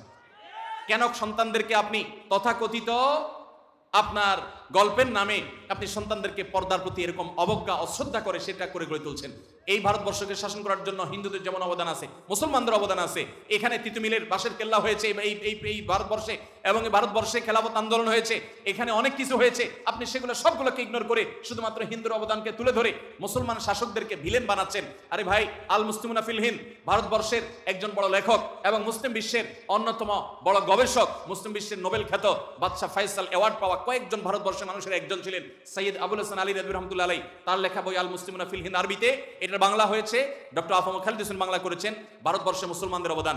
এই বই আপনি দেখবেন সেখানে স্পষ্ট লেখা হয়েছে অনেকগুলো ইতিহাসের অংশের ভিতরে একটা হলো যে এই ভারতবর্ষে তুখমি নামক একটা আম ছিল। শুধুমাত্র মুসলিম শাসকেরা এই ভারতবর্ষের শাসন করতে এসে পৃথিবীর বিভিন্ন প্রান্ত থেকে তাদের নিজ নিজ ভূমি থেকে বিভিন্ন আমের জাত এনে, কলম এনে উন্নয়ন করেছে। আজ বিভিন্ন সুস্বাদু আম যে ভারতবর্ষে আমরা খাই, সব মুসলমানদের আনা। ভারতবর্ষের যত গর্ব আছে, গর্বের যত ধন আছে, কুতুব মিনার বলেন, লাল কেল্লা বলেন, আপনি এরকম দিল্লি শাহী মসজিদ বলেন, আপনি তাজমহল বলেন, এরকম সব বড় বড় স্থাপনাগুলো সব মুসলমানদের করা। এই ভারতবর্ষ থেকে সতীদাহ দূর করবার জন্য রাজা রামমোহন রায়ের যেরকম অবদান আছে, মুসলমানদের অবদান তার চাইতে বেশি আছে। এই ভারতবর্ষকে সাজাবার জন্য মুসলিম সুলতানরা এসেছেন, তাদের ভুল ত্রুটি থাকতে পারে, কিন্তু তারা ইংরেজদের মতো এই দেশ লুট করে ইংল্যান্ডে নিয়ে যায় নাই। ভারতবর্ষের মুসলিমদের সবার কবরে ভারতবর্ষেই আছে। অতএব আমাদের পাঠ্যপুস্তকে বাচ্চাদেরকে শিক্ষার নামে যা শেখানো হচ্ছে, সুপরিকল্পিতভাবে তাদেরকে ধর্ম বিদ্বেষী করার চক্রান্ত করা হচ্ছে। এটা মুসলমানদের চিন্তাধারার পরিপন্থী, খ্রিস্টানদের চিন্তাধারার পরিপন্থী, হিন্দুদের চিন্তাধারার পরিপন্থী। বাংলাদেশের আবহমান কাল থেকে চলে আসা সংস্কৃতি হলো এদেশে মেয়েরা মাথায় কাপড় দেয়, মুসলমান মেয়েরাও দেয়, এমনকি হিন্দু মেয়েরাও মাথায় দেয় কি দেয় না? অতএব বই পুস্তক থেকে শিশুদের মাথা থেকে কাপড় সরিয়ে ফেলা হচ্ছে। মাদ্রাসার বই, সেখানে পর্যন্ত বাচ্চাদের মাথায় কাপড় নেই। কয়েকটা শ্রেণী বইয়ের আমার অফিসে কয়েকজনকে আমরা দায়িত্ব দিয়েছিলাম চেক করার জন্য। আজকে আমাকে তারা রিপোর্ট দিল যে এই বইয়ের আগা মাথা কয়েকটা বই, ইসলাম শিক্ষা বই ছাড়া কয়েকটা বইয়ে একটি জায়গায় আল্লাহ শব্দ পর্যন্ত কোথাও নাই।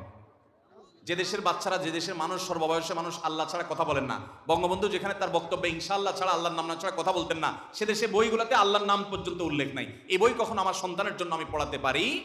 এই বই পড়ে শিক্ষিত হওয়ার চেয়ে আমার সন্তান মূর্খ থাকা হাজার গুণ ভালো। আমার সন্তান মুসলমান থাকুক, ওর শিক্ষিত হওয়ার নাম করে নাস্তিক যেন না হয়, সেই চেষ্টা আমাদের অবশ্যই করতে হবে। এই জন্য আমি অবশ্যই জোরালোভাবে আমার দাবি থাকবে যে যথাযথ কর্তৃপক্ষ বিষয়টাকে খুব সিরিয়াসলি নেবেন, এবং কিছু লোক, কিছু কুচক্রী মহল এদেশকে অস্থিতিশীল করবার জন্য যে চক্রান্ত করেছে, সেই চক্রান্তটাকে নস্যাৎ করে এই বইকে পুনরায় লেখা হবে, এবং এখানে উদ্দেশ্যমূলকভাবে ইসলাম বিদ্বেষ, ধর্মবিদ্বেষ দোকানো থেকে বাঁচিয়ে থাকা হবে এবং বিরত থাকা হবে। সেটা আমাদের এদেশের সকল মানুষের প্রাণের দাবি, ঠিক কিনা বলেন? আল্লাহ তাআলা আমাদের সবাইকে সে পথে হাঁটার তৌফিক দান করুন। কর্তৃপক্ষকে সেই সিদ্ধান্ত বলিষ্ঠভাবে গ্রহণ করার তৌফিক দান করুন। হাতে গোনা কয়েকটা নাস্তিক, তাদের হাতে গোনা দেশের ধার্মিক মানুষরা জিম্মি হবে, ধর্ম বর্ণ নির্বিশেষে, মুসলিম হিন্দু নির্বিশেষে। এটা কখনো গ্রহণযোগ্য হতে পারে? ধর্ম বিযুক্তির এই প্রচেষ্টা কখনো সফল হবে?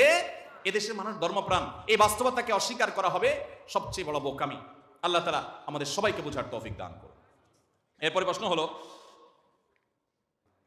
প্রশ্ন হলো আমাকে আল্লাহ তাআলা তিনবার গুণবাচক নাম, আমাকে আল্লাহ তাআলা তিনবার গুণবাচক নাম 99টি মুখস্থ করে প্রত্যেক দিন ফজর নামাজের পর একবার পড়ার তৌফিক দিয়েছেন। এখন আমার প্রশ্ন হলো, আসমাউল হোসনা বা আল্লাহর 99 নাম কিভাবে আমল করতে পারি এবং কিভাবে আমল করলে সওয়াব হবে? দেখুন, প্রথম কথা হলো আল্লাহর 99 নাম, এটা আসলে বারবার আপনি পড়বেন, জিকির করবেন, এটার জন্য এই নামগুলো আসে নাই। আল্লাহর 99টি গুণবাচক নাম মুখস্থ করার ফজিলত আছে, এবং যে মুখস্থ করবে, এর অর্থ বুঝবে, এর প্রতি সে ঈমান আনয়ন করবে, সে জান্নাতে দাখিল হবে, ফজিলত আছে। কিন্তু এটার মূল উদ্দেশ্য হলো এই নামগুলোর প্রতি বিশ্বাস করা, ঈমান আনা। যেমন আল্লাহ তাআলার গুণবাচক নাম একটা আছে কাদির, আল্লাহ তাআলা সবকিছু করতে সক্ষম। আপনার কাজ হলো এটা বিশ্বাস করা যে আল্লাহ তাআলার সক্ষমতার বাইরে কোনো কিছু আল্লাহ সব পারেন। আল্লাহ তাআলার গুণবাচক নামের ভিতরে একটা হলো সামিয়া, তিনি সবকিছু শুনেন। আপনার দায়িত্ব হলো এটা বিশ্বাস করা যে আমার রব সবকিছু, তার কাছে কিছু লুকানো যায়। তিনি বাসীর, সবকিছু দেখেন, তার কাছে কিছু লুকানো যায় না। তিনি আলিম, সবকিছু জানেন, কোনো কিছু তার অজানা না। এরকম গুণবাচক নামগুলোর অর্থ বুঝে সালাফের ব্যাখ্যা অনুযায়ী সেগুলোকে বিশ্বাস করা, ঈমান আনা, এটা হলো গুণবাচকগুলোর মূল কাজ। এর পাশাপাশি মুখস্থ করলে তার ফজিলত হাদিসে আছে। কিন্তু আমাদের দেশে অনেকে দেখা যায় অমুক নাম এতবার পড়লে অমুক লাভ হয়, এটা তাজরিবা দ্বারা এটা আমল হিসাবে কেউ করতে পারেন, কোনো অসুবিধা নেই। কিন্তু এটাকেই আল্লাহর গুণবাচক নামের মূল বানিয়ে নিয়েছে। যেমন প্রশ্নকর্তার প্রশ্ন দেখে বোঝা গেল এটা ভুল। যেমন আল্লাহ তাআলার গুণবাচক নামের ভিতরে অনেকগুলো নাম আছে যে নামগুলো পড়লে, বারবার পড়লে আল্লাহ রাব্বুল আলামিনের ওই গুণের প্রভাবে আপনি উপকৃত হবেন, সেটা আপনি পড়তে পারেন, কোনো অসুবিধা নেই, আমলগুলো করেন, কোনো সমস্যা নেই। তো মূল কাজ হলো আল্লাহর গুণবাচক নামের অর্থগুলো জেনে সেটার উপর ঈমান আনয়ন করা। এই অর্থ সহকারে এই নামগুলো লিখে টাঙায় রাখবেন নিজের অফিসে, আদালতে, বাসায়, বারবার দেখবেন, আপনার ঈমান বৃদ্ধি হবে ইনশাআল্লাহ। এরপর প্রশ্ন হলো, আমি একটি মাদ্রাসা হিফজুল কোরআন বিভাগে খেদমত করি। অনেক সময় ছাত্রদের ছোট বড় কিছু অন্যায়ের কারণে অথবা পড়া না হওয়ার কারণে বোঝানো হয়, তারপরও কিছু ছাত্র অন্যায় করে, সীমালঙ্ঘন করে, তখন তাদের হালকা বেতের আঘাত করি। এখন প্রশ্ন হলো, আমার এই বেত্রাঘাত বা মাদ্রাসার ছাত্রদেরকে পিটানো কি ঠিক হচ্ছে? যদি ঠিক না হয় তাহলে আমার করণীয় কি, জানালে উপকৃত হতাম। দেখুন, তথাকথিত সুশীল যারা, পশ্চিমা দুনিয়া দ্বারা যারা প্রভাবিত, তারা শিশুদেরকে বেত্রাঘাত তো পরের কথা, জোর করে ধমক দেওয়া, 8-10 বছর 11 বছরের ছেলে মেয়েও যদি হয়, বাপ মাও তাদেরকে শাসন করার ব্যাপারে তাদের মানসিকতা হলো যেটা অন্যায়, এটা করা যাবে না। এই জন্য পৃথিবীর অনেক দেশে আছে, ছেলে মেয়ে অন্যায় করলে, উল্টোপাল্টা করলে বাপ্পা তাকে ধমক দিতে পারে না। ধমক দিলে ওই ছেলে মেয়ে পুলিশ স্টেশনে ফোন করে বাপ মাকে ধরায় দেয়। বুঝতে পেরেছেন কথা? ইসলাম বলে শিশু কেন, কোনো মানুষের প্রতি অবিচার করা যাবে না। শিশুদের প্রতি তো বিশেষভাবে তাদের মনটা ছোট থাকে, এই জন্য তাদের প্রতি জুলুম অবিচার করা আরো অধিকতর নিষিদ্ধ। বিধায় আপনি শাসনের নামে শিশুদেরকে অত্যাচার করবেন, টর্চার করবেন, নির্যাতন করবেন, তাদের গায়ে দাগ ফেলাই দিবেন, রক্ত বের করে ফেলবেন, হাত পা বেঁধে পিটাবেন, গরু ছাগলের মতো পিটাবেন, এটা হারাম এবং এটা গুনাহ। এই ব্যাপারে সারা পৃথিবীর কোনো আলেমের কোনো দ্বিমত, কোন সাহাবী শিশুকে শাসন করবার উদ্দেশ্যে নবী করিম সাল্লাল্লাহু আলাইহি সাল্লামের সময়, খোলাফায়ে রাশিদের সময় এরকম অমানবিক নির্যাতন অনেক মাদ্রাসা, অনেক স্কুলেও হয়, পত্রপত্রিকা প্রায় আসে, বা অনেক বাপমা নিজেরা এরকম সন্তানদের প্রতি অমানবিক নির্যাতন করেন। শাসনের নামে এরকম নির্যাতন করা যে নাজায়েজ, এটা যে শিশু নির্যাতন, এটা যে শিশু প্রতি জুলুম, সে পরে কোনো সন্দেহ। কিন্তু তার মানে এই না যে কোনো শাসন করা যাবে না। নবী সাল্লাল্লাহু আলাইহি সাল্লাম বলেছেন, মুরু আওলাদাকুম বিস-সালাতি ওয়া হুম আবনাউ 7 সিনিন, তোমাদের সন্তানদের বয়স 7 হলে নামাজের অর্ডার করো যে নামাজ পড়ো। আর ওয়াদরিবুহুম ইযা বালাগু 10, সন্তানদের বয়স যখন 10 হয়ে যায় তখন তারা নামাজ না পড়লে তাদেরকে শাসন করো, প্রহার করো। এখানে প্রহার করা মানে গরু চোরের মতো পিটানো না, প্রহার করা মানে হালকা মৃদু শাসন করা, যাতে করে তারা সঠিক পথে আসে। বিধায় আপনি আপনার ছাত্রকে এরকম শরিয়ার সীমানার মধ্যে থেকে যদি প্রহার করেন, শরিয়ার সীমানার মধ্যে কি 10টার উপরে বেত দিয়ে আপনি মারতে পারবেন না, 10টার বেশি বাড়ি দিতে পারবেন না, কারণ আল্লাহর হদ, আল্লাহর সীমানার লঙ্ঘন করার সুযোগ নেই, সর্বোচ্চ সীমানা 10, এর ভিতরে আপনার থাকতে হবে। নাম্বার 2, বাচ্চার শরীরে আঘাতপ্রাপ্ত হবে, রক্তাক্ত হবে, ব্যথা এসে ছটফট করবে, চিৎকার চেঁচামেচি করবে, কষ্ট হবে, এ পর্যায়ে আপনি মারতে পারবেন না। এটা হবে শুধুমাত্র তাকে সতর্ক করার জন্য, ভয় দেখানোর জন্য। আবার একই সঙ্গে সান্ত্বনাও থাকতে হবে। ইসলাম হলো মধ্যমপন্থার দিন, এখানে বাড়াবাড়িও নেই, ছাড়াছাড়িও নেই। শিশু নির্যাতনকে ইসলাম জায়েজ করে না। আবার শিশুকে স্বাধীনতা দেওয়ার নাম করে তাকে বেয়াড়া, বেলেল্লাপনা এবং সীমালঙ্ঘনকারী এবং উদ্ভট উন্মাদনায় সে যা খুশি তা করবে, সেটা করতেও ইসলাম বলে না। আল্লাহ তাআলা সে মধ্যম পন্থাটা আমাদেরকে অবলম্বন করার তৌফিক দান করুন। তবে শিক্ষার জন্য বাচ্চাদেরকে বেশিরভাগ ক্ষেত্রে কাউন্সিলিং করতে হবে। এখানে প্রহার চাইতে কাউন্সিলিংটা বেশি দরকার। এবং প্রহারটা ওই যে বললাম, নামকা আসতে হলো যে শুধুমাত্র ব্যথা থাকলো, আপনি ভয় দেখালেন, এই পর্যায়ে যেন থাকে, রীতিমতো তার শরীরে আঘাত করে তাকে ব্যথা দিলেন এবং নির্যাতন করলেন, এটা কখনো জায়েজ না। বর্তমান সময় ইসলামিক গানে ব্যাকগ্রাউন্ড মিউজিক ব্যবহার করে, সেটা কতটা যুক্তিসঙ্গত? ইসলামিক গানে, ইসলামিক গজলে, হামদ বা নাতের মধ্যে দেখা যায় কথা ভালো, আল্লাহর প্রশংসা হচ্ছে, নবীর প্রশংসা হচ্ছে, অথচ এই গানের ব্যাকগ্রাউন্ডে দেখা যাচ্ছে যে মিউজিক আছে, খুব সূক্ষ্মভাবে সেটা দেওয়া আছে, আছে না নাই অনেকগুলো। এই গানগুলো শোনা জায়েজ হবে না। যে গানের কথামালা ভালো, ইসলামিক গান, সঙ্গীত, ইসলামী সঙ্গীত বা ইসলামী গজল, নাত, হাম, অথচ সেগুলোর ব্যাকগ্রাউন্ডে মিউজিক দেওয়া আছে, এটা হলো নেক্সুরতে ধোঁকা। এটা হলো নেক্সুরতে কি ধোঁকা। আপনি যদি শরবতের সাথে হালকা করে বিষ মিশিয়ে খান, কি বলেন, ক্ষতি হবে কি হবে না? অতএব আপনি সূক্ষ্মভাবে ব্যাকগ্রাউন্ড মিউজিক, আপনি সেখানে মিউজিক ব্যবহার করেছেন ব্যাকগ্রাউন্ড সাউন্ডে, তাহলে সেক্ষেত্রে গানের কথামালা যত ভালোই হোক সেটা গুনাহ, সেটা শোনা কি হবে না, জায়েজ হবে। এরপরে প্রশ্ন হলো, জমজমের পানির মতো বরকতময় জিনিস বিক্রি করা কি জায়েজ? কিভাবে বুঝবো কোনটা আসল আর কোনটা নকল জমজম?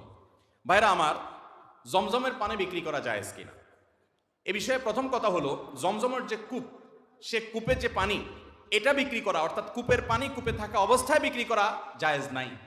অর্থাৎ এই পানি কেউ নিতে হলে টাকা দিয়ে নিবে, এরকমটি করার বা এরকম শর্ত দেওয়ার বা সেই পানি বিক্রি করা, ওই কূপে থাকা অবস্থায় ওটা বিক্রি করার কোনো অধিকার কারোর জন্য নাই এবং সেটা জায়েজ নাই। কিন্তু কূপ থেকে পানি উত্তোলন করে বোতলজাত করা হয়েছে, প্যাকেটজাত করা হয়েছে, এরপর সেটা কেউ কিনে নিল বা সংগ্রহ করলো, করে নিজের কাছে নিয়ে আসলো, পরিবহন করলো, সংরক্ষণ করলো। এই যে সংরক্ষণ, পরিবহন, এখানে তার শ্রম, সময় ব্যয় করা হয়েছে। এখন সে নিজে যেটা সংগ্রহ করে এনেছে, এনে সে তার কাছে রেখেছে, পরিবহন করেছে, এখানে তার শ্রম সময় ইত্যাদি যেহেতু ইনভেস্ট হয়েছে, অতএব সে এটা অন্য কারোর কাছে বিক্রি করতে পারে। এই ব্যাপারে সারা বিশ্বের সমস্ত উলামা ইকরাম একমত, কারোর কোনো দ্বিমত নাই। তাহলে জমজমের পানি এটা পরিবহন করার পর, বোতলজাত করার পর সেটা এনে কেউ বিক্রি করতে পারে, শরিয়ার দৃষ্টিকোণ থেকে সেটা নিষেধ না। কিন্তু সৌদি আরবের থেকে রাষ্ট্রীয়, তাদের সৌদি আরব সরকার সৌদি আরব থেকে বাণিজ্যিক উদ্দেশ্যে জমজমের পানি পরিবহন করা বা এটা বাইরে নিয়ে যাওয়া, শিপমেন্ট করা, এটার কোনো সুযোগ তারা রাখে নাই। হাজী সাহেবদের জন্য হাদিয়া দেওয়া হয়, তারা কিনে 2-4টা নিজেদের জন্য আনতে পারে। তো সেটা আনার পর কোনো হাজী সাহেব যদি কারোর কাছে বিক্রি করেন, পিওর জমজমটা কোনো প্রকার ধোঁকা প্রতারণার আশ্রয় না নেন, তাহলে শরিয়ার দৃষ্টিকোণ থেকে সেটা নাজায়েজ কোনো কাজ না। বিশেষ করে এদেশে হাজার হাজার মানুষ আছে যারা উমরা যেতে পারেন না, হজে যেতে পারেন না, সে সামর্থ্য নাই। কিন্তু জমজমের পানি সম্পর্কে আব্দুল ইবনে আব্বাস রাদিয়াল্লাহু তাআলা বলেছেন, মা উযমজম আলিমা শুরিবালা, জমজমের পানি যে উদ্দেশ্যে খায় সে উদ্দেশ্য হাসিল হয়। কেউ অসুস্থ থাকলে এই পানি শেফার উদ্দেশ্যে খেলে আল্লাহ তাআলা তাকে আরোগ্য লাভ করেন, আরোগ্য দান করেন। বিধায় এই জমজম যে গরিব মানুষ হজ উমরা করতে যেতে পারে নাই, তৌফিক হয় নাই, কোনো হাজির কাছ থেকে তিনি নিয়ে পান করতে পারেন, অথবা কিনে তিনি এটা পান করতে পারেন শেফার উদ্দেশ্যে, সেটা জায়েজ আছে। কিন্তু কোনো কেউ যদি সে পানি বিক্রি করতে গিয়ে প্রতারণা করে, আসল পানির জায়গায় নকল পানি দিয়ে দেয় বা মিক্স করে দেয়, তাহলে সেক্ষেত্রে সেই প্রতারণা করার কারণে অপরাধী হবে। অন্য 10টা পণ্যে যেরকম ধোঁকা দেওয়ার কারণে গুনাহ হবে, এক্ষেত্রে একই গুনাহ তার হবে, এবং এক্ষেত্রে তার দায়িত্বশীল আচরণ করতে হবে। তবে আমরা বলবো এই ধরনের বরকতময় জিনিস কয় টাকার দাম, এটা বিক্রি করার চাইতে মানুষকে হাদিয়া দেওয়া উত্তম। এবং হাদিয়া দেওয়ার ক্ষেত্রে আপনি আশেপাশে অসুস্থ মানুষ, পরিচিত অপরিচিত মানুষকে অল্প অল্প করে দেন, কিন্তু আপনি হাদিয়া দেন, এটা হলো সবচাইতে উত্তম। কিন্তু যদি কেউ বিক্রি করে, শরিয়াত দৃষ্টিকোণ থেকে সেটা নাজায়েজ বা হারাম নয়। সৌদি আরবের দোকানে দোকানে সব জায়গায় বিক্রি হয়, সমস্ত উলামা ইকরাম এটাকে জায়েজ বলেছেন। তবে আবারও বলছি যে বিক্রির ক্ষেত্রে প্রতারণার যেন আশ্রয় নেওয়া না হয়। আনাই হয় 2-4টার বেশি আনা যায়ও না। অতএব এটা একান্ত কেউ কাউকে প্রয়োজনের জন্য দিতে পারেন। আবার বিক্রিরও প্রয়োজন হতে পারে যে কারো হয়তো আত্মীয় স্বজন নাই যে তার কাছ থেকে গিফট বা উপহার পাবে, সে বাধ্য হয়ে কিনছে শেফার জন্য, সেই সুযোগ শরিয়ার দৃষ্টিকোণ থেকে আছে। এ ব্যাপারে নিষেধাজ্ঞা শরিয়ার দৃষ্টিকোণ থেকে নাই। এরপরে প্রশ্ন হলো, আমাদের গ্রাম ও আশপাশের গ্রামের কিছু লোক আহলে কোরআন বলে নিজেদেরকে দাবি করে, দিন দিন তাদের লোক সংখ্যা বাড়ছে, কিছু লোক শয়তানের দলে অর্থাৎ আহলে কোরআনদের দলে ভিড়ছে, দয়া করে এদের আকীদা ঈমান সম্পর্কে আমাদের কিছু বললে উপকৃত হতাম। অনেক লম্বা আলোচনা, আমার হাতে সময় নাই, আমি খুব সংক্ষেপে বলছি। কিছু লোক এদেশে বের হয়েছে, এটা আজকে নতুন বের হয় না, এটা অনেক আগে থেকে বের হয়েছে। আরো মজার কথা হলো, নবী করিম সাল্লাল্লাহু আলাইহি ওয়াসাল্লামের একটা হাদিস আছে, তিনি বলেছেন, আমার দুনিয়া থেকে চলে যাওয়ার পরে একটা সময় আসবে, কিছু লোক আরামের কেদারার মধ্যে হেলান দিয়ে বসে বসে বলবে যে আমরা আল্লাহর কিতাবে কোরআনে যা পাইছি সেটা আমল করব, এর বাইরে বাকি অন্যকে কি বলছে এগুলো আমার দেখা দরকার নেই। হাদিসকে তারা অস্বীকার করবে। এই হাদিস অস্বীকারীদের ফিতনা আজকে সারা পৃথিবীতে ছড়িয়ে গেছে। আমাদের দেশেও প্রচুর পরিমাণ মানুষ আছে, তারা হাদিস স্বীকার করে না, তারা হাদিস অস্বীকার করে। ভালো করে শুনে রাখবেন, যারা হাদিস অস্বীকার করে এই মানুষগুলো কখনো প্রকৃত অর্থে মুসলমান হতে পারে।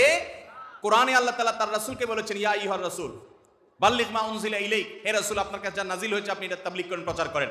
আল্লাহ বলেছেন, মা আতাকুমুর রাসূলু ফাখুযু ওয়া মা নাহাকুম আনহু ফান্তাহু, আল্লাহ তোমাদেরকে যা রাসূল তোমাদেরকে যা করতে বলেছেন দিয়েছেন সেটা গ্রহণ করো, রাসূল যা নিষেধ করেছেন সেটা পরিহার করো। রাসূল আনুগত্য করতে এখানে আল্লাহ তাআলা বলেছেন। আল্লাহ আরো বলেছেন, আতিউল্লাহ ওয়া আতিউর রাসূল, আল্লাহর আনুগত্য করো এবং রাসূলের আনুগত্য করো। আল্লাহ শুধু তার আনুগত্য করার কথা বলে ফুল স্টপ করতে পারতেন, আল্লাহ রাসূলের আনুগত্য আলাদা করতে বলেছেন। কোরআনে কোথাও শুধুমাত্র আল্লাহর আনুগত্যের কথা বলা হয়নি, যত জায়গায় আল্লাহর আনুগত্যের কথা বলা হয়েছে সব জায়গায় পাশাপাশি রাসূলের কথাও মানতে বলা হয়েছে। অতএব শুধুমাত্র কোরআন অনুসরণ করবেন, হাদিস মানবেন না, এটা স্বয়ং কোরআনকেই লঙ্ঘন করা শামিল হবে। কোরআনে কারিমে আল্লাহ তাআলা বলেছেন যে হে রাসূল, রাসূলুল্লাহ আকরাম সাল্লাল্লাহু আলাইহি ওয়াসাল্লামকে আল্লাহ বলেছেন যে আপনার প্রতি কোরআন নাজিল হয়েছে কেন, লিতুবাইয়িনা লিন-নাসি মা নুজিলা ইলাইহিম, যেন আপনার কাছে যে কোরআন নাজিল হয়েছে এটার ব্যাখ্যা যেন মানুষকে আপনি বুঝাই দিতে পারেন।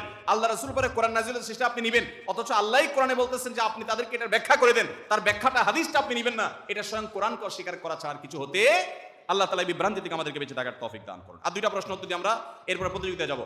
আকিকা কততম দিনে দেওয়া উত্তম? ছেলে হলে 2টা, মেয়ে হলে 1টা আকিকা দিতে হয় কেন? আকিকা 7ম দিনে দেওয়া সুন্নত, 7 দিন পরে না, 7ম দিনে।